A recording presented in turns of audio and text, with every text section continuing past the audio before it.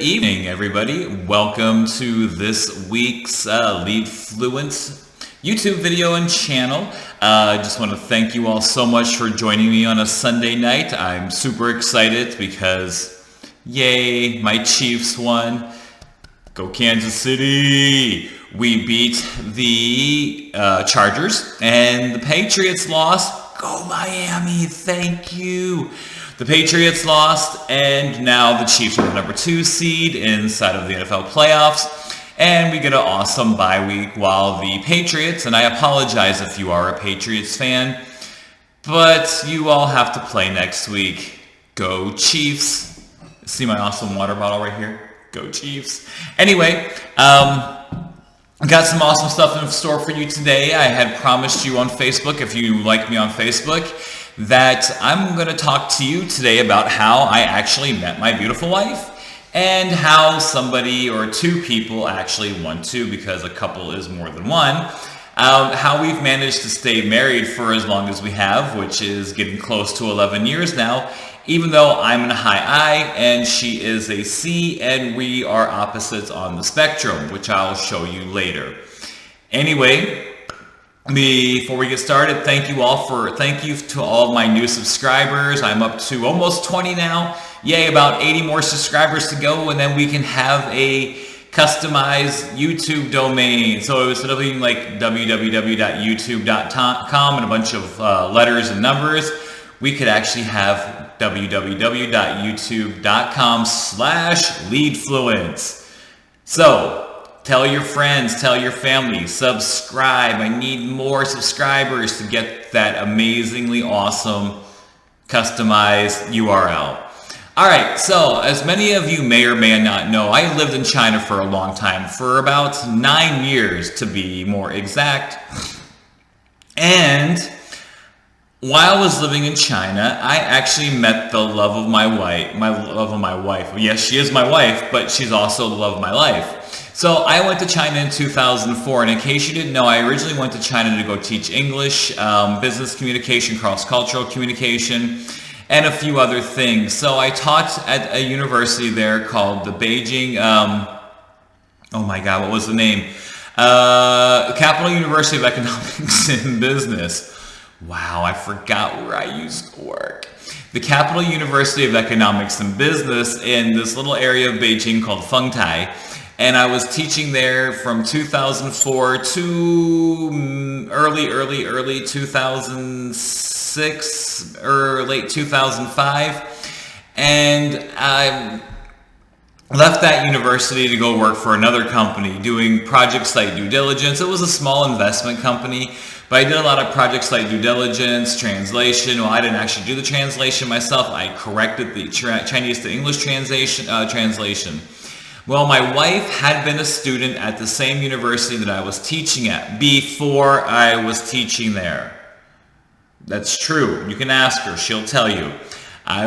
She was a student there before I was teaching there. When I was teaching at that university, my wife had already gone to New Zealand to go study human resources management at this place called Massey University. I don't know. I have a New Zealand accent, so I don't know how to pronounce it exactly right. But so after she had gone there, she came back, and we knew one person who had worked at that university. His English name is Jim. Jim, if you're watching, hi, you are awesome, and congratulations on getting married, by the way, Zhang Wei Dong. We do miss you, and thank you. So she knew Jim from when she went to university there. I knew Jim because I used to work there, and Jim and I were cool, and we still talked and all that. So my wife had come back from New Zealand, and she was working for this company called USA Pharmaceuticals. And she was working on this special project for them because they were making an infomercial. And this infomercial, because they were an American pharmaceutical company, yes, big old air quotes there, because they were an American pharmaceutical company, they wanted some non-Chinese people to be in this infomercial. So Jim gives me a call. It's like, Jason, do you want to be in a TV commercial? And I'm like, Jim, you know I want to be in a TV commercial.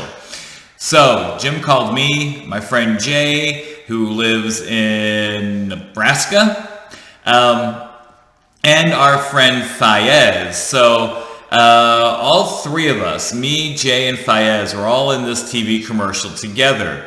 I played a doctor. So, quick aside, I can honestly tell you that I am not a doctor, but I have played one on TV in China. And I'm such a dad that I will wait to use that joke. I literally waited like 7 years or 6 years to actually say that in an American setting. So, a couple weeks ago, I was sitting at work when we were having this meeting. It was with myself, a recruiter, and one of our HR people. So one of our HR people was taking vitamins, and she was drinking green tea. And I said, I'm not going to say her name, but I said, hey, you. Yes, you probably shouldn't drink green tea and take vitamins. Now, the regular HR person who was doing this, she's like, why shouldn't I do it? Then I explained to her that, taking green tea or drinking green tea and eating vitamins is your body can't really digest both at the same time. So you end up losing one of the good ones from either the green tea or you lose it from the vitamins. The recruiter says, what are you, a doctor? I looked her dead in the eye and I said, no, but I have played one on TV. Anyway, true story, by the way. So I was a doctor. Jay, who was from Nebraska, he was an embassy official in the commercial. And Fayez, who is living in Kenya, he was an IT professional in this interesting infomercial that we made. So this is actually how I met my wife, making a TV commercial. So we got to the location to make the commercial. I met her for the very first time. And we did the commercial. It was so strange, though, because we didn't have lines that we were supposed to say. We actually had to sit there and write out our own script. Honey, I love you, but sometimes you drive me crazy, especially when you didn't have a script for us. So anyway, we wrote the scripts and everything like that. We did all the lines, and then my wife now, back then she wasn't my wife. We weren't even dating. So she called me up one day because they wanted to do some voiceover work. So she's like, and she'll never ever admit that she said this, by the way, like in the history of ever, she'll never admit that she said this. She literally told me over the phone, we love the way that words sound when they come out of your mouth. She'll never admit to it though. So I went back, did some voiceover work, and then we kept in touch. We were texting back and forth for a little bit, chatting on MSN Messenger for a little bit, and then one day she disappeared. She ghosted me.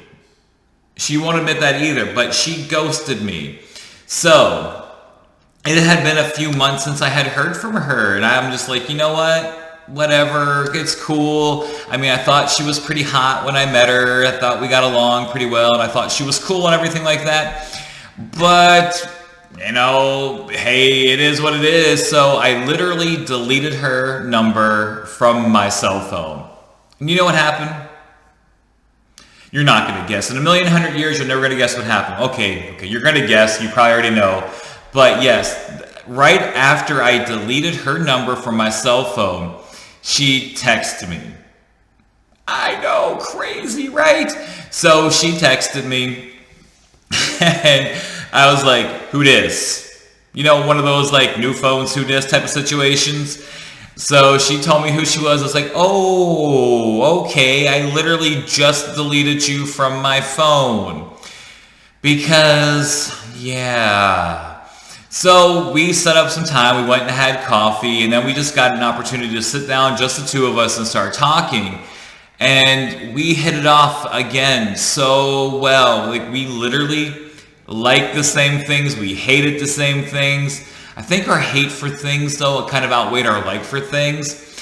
And then we just kept talking and talking and talking. And then finally, after about a year of just being weird and chatting on MSN and texting back and forth, I did it, y'all. I asked her out on a date on her birthday.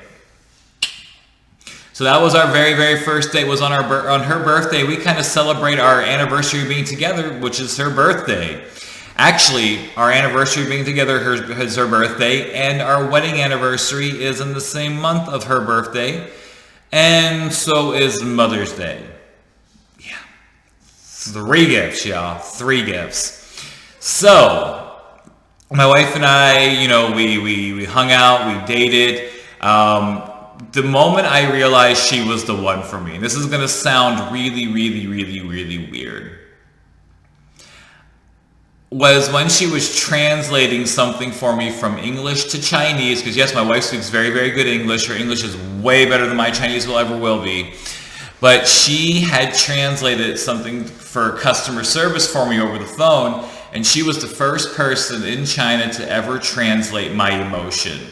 Right then and there, when she was cussing out this customer service person like I wanted to do, I knew she was the one, and I had to put a ring on it, which I did. So, we got married a few months later. Now we have a kid. We got a happy family. We've been married since 2009, so we're pushing almost 11 years of being married. Now, has it always been fun and games and honeymoon and roses and, you know, all that nicety? No, it hasn't. Hasn't always been perfect, you know? Like any marriage, it takes work, so it hasn't always been perfect. But one thing that really helped us, and I think really helped me to understand her, is because my wife likes to ask lots of questions. And sometimes when she asks me too many questions, I either feel like A, she doesn't trust me, or B, she's interrogating me, or C, she doesn't believe me, or D, she thinks I'm wrong about something. So it took a really, really long time for me to understand, why is my wife always asking me so many questions? Now, I'm the opposite. I'm very, very impulsive. I'm a high I individual, so DISC. Dominant, influencing, compliant, steady. I'm a high I individual. I'm an influencing individual. Influencing individuals, high I's, are known for being very, very impulsive, for being life of the party, for being that individual who overbooks themselves and they will jump from one thing to another. We probably mostly have ADHD, to be quite honest. So I would drive her absolutely crazy because I'm like, hey, let's do this 1 minute, and then the next minute to go do this. A great example is we went to, before we got married, when we were still dating, we took a trip to Hong Kong together. And we went to Hong Kong Disney. Now, she had planned every tiny little detail of that trip. I didn't plan anything. I'm just like, yeah, Hong Kong sounds cool. Let's go. I don't know where we're going to stay. We'll find a place. She found a hotel for us, thank goodness.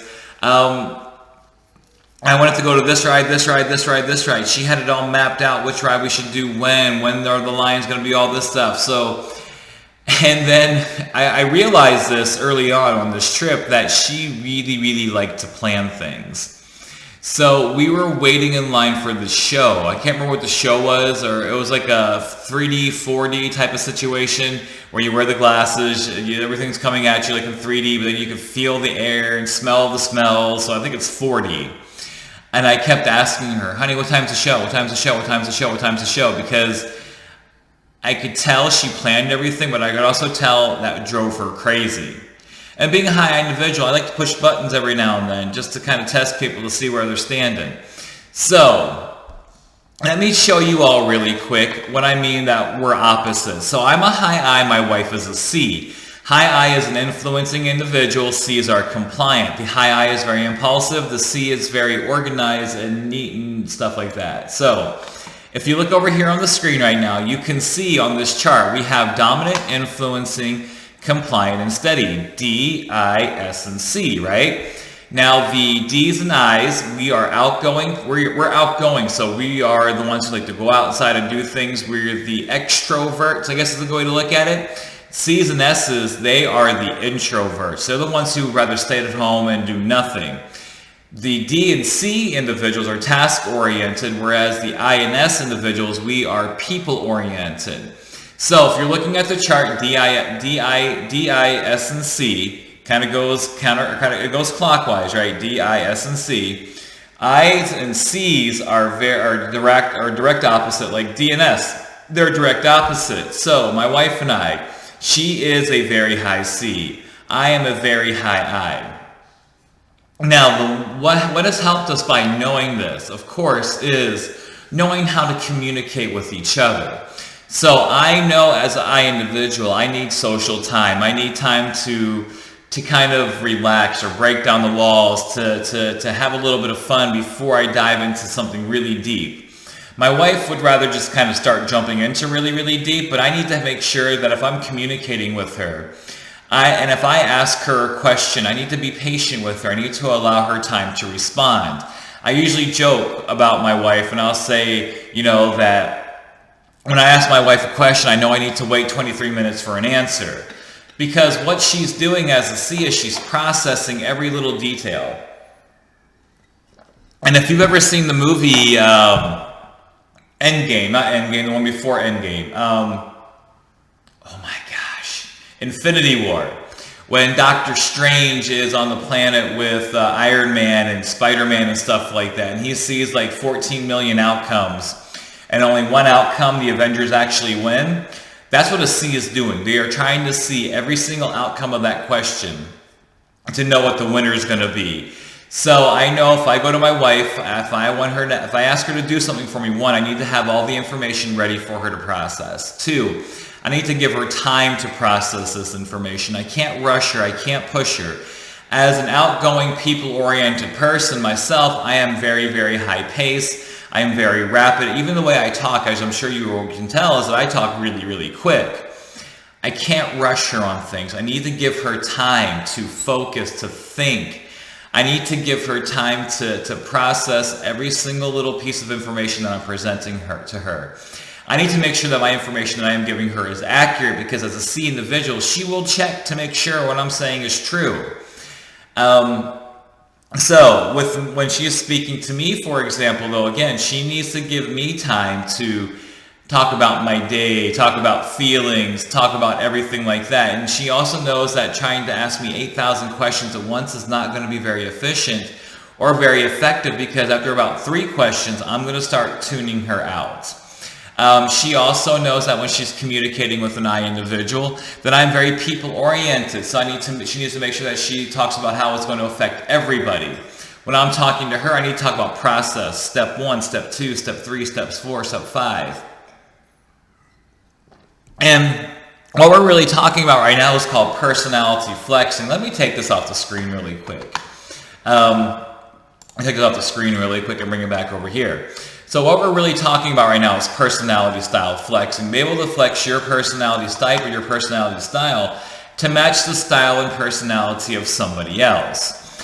Once you have mastered personality style flexing, a lot of things are going to open up to you. A lot of things are going to happen, just because when you can speak to somebody on their level, when you can speak to somebody in their language, not necessarily like, being able to speak to somebody in Chinese who's Chinese, but it's more like speaking along the lines that they would normally speak or talk along. That is going to help you build connections with them and communicate with them on a whole nother level. The title of one of John Maxwell's books is called Everyone Communicates, Few Connect. And that is so true, because most people do not really know how to connect with others. They know how to talk, they know how to communicate, but they don't know how to build that connection. And once you build a connection with somebody, you can actually influence them. Once you influence them, then you are able to add value to them. I'm sorry, I'm looking over here at something I'm talking to. I'm just looking for something in particular I want to show you all. So once you once you're able to communicate with them, you're able to influence them, which is really awesome. Let me find this really quick. I apologize. I am just trying to find something I want to show you all when it comes to the Maxwell disc report and being able to communicate with others and how people communicate with you. I just got to find it really quick. So I'm going to put you on a brief pause while I look for this, but you'll never even know. Okay, that's what I do when I'm an I. I'll start doing 18 other things at once while I'm trying to do another thing. Luckily, I remember there's a pause button on the recorder that I'm using. Yay, so let me show you all this really quick. This cool little tool right there. So as you can see-ish, because I got this in the way, let me make it full screen. There we go. As you can see right here, what we have is a personality indicator communication card. So when you are talking to me as an I individual, you want to make sure that you're building like a favorable, friendly environment. Give the opportunity for me to verbalize about ideas, people on my intuition. Assist me in developing ways to transfer talk into action, because I'll talk a lot, but if you don't help me, I'm not going to do it. Allow time for stimulating sociable activities. Submit details in writing to me whenever possible. Create incentives for following through and being on task. Now, if you're communicating with me, don't eliminate social time. Don't do all the talking. Don't ignore my ideas. And don't tell me what to do. So, my wife and I each have one of these cards, and we always look at them. Sorry, let me get back to this really quick. And we always look at them before we talk to each other, especially if it's about something very important, because I want to make sure that she is not feeling left out. I want to make sure that I'm communicating with her on the next level, basically. So, if you want to stay married a long time, now 10 years, almost 11 years, maybe isn't that long of a time compared to other people, but in today's day and age, for people in my generation, 10 years is a long time. If you want to stay married, and if you want to have a very, very healthy relationship, learn how to communicate with your spouse, your significant other, or whoever it is.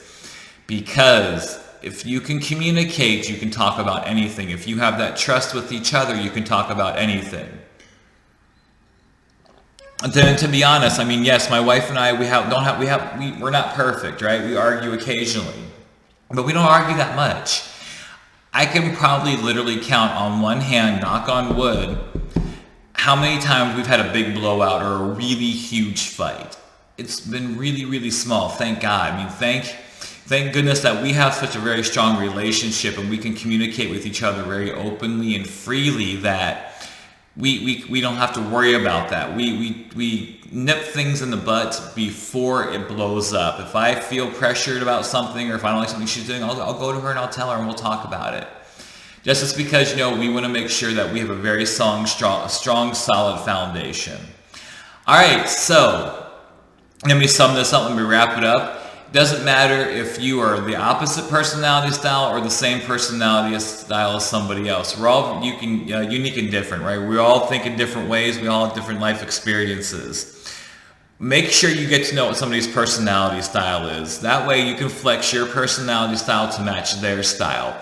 Once you match their style, you can communicate with them on a whole nother level, because what's going to happen is you're going to start building rapport with them. Connectors connect on common ground.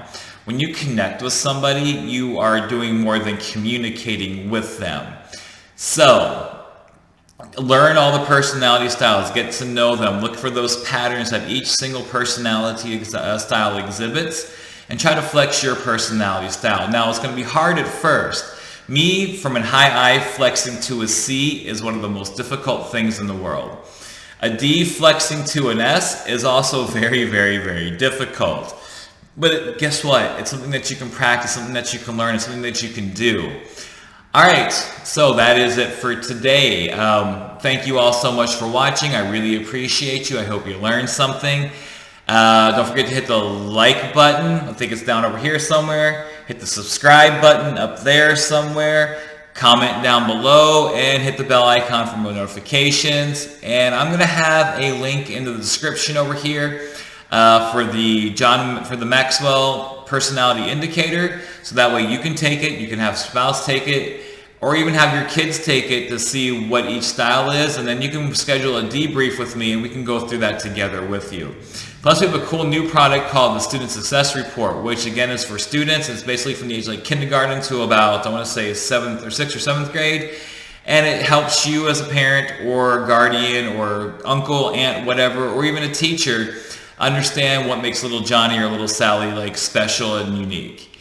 All right, if you're interested, let me know. All right, you all have a great rest of your day. Have a great weekend. If I don't talk to you before the new year, have an awesome new year, and be safe out there.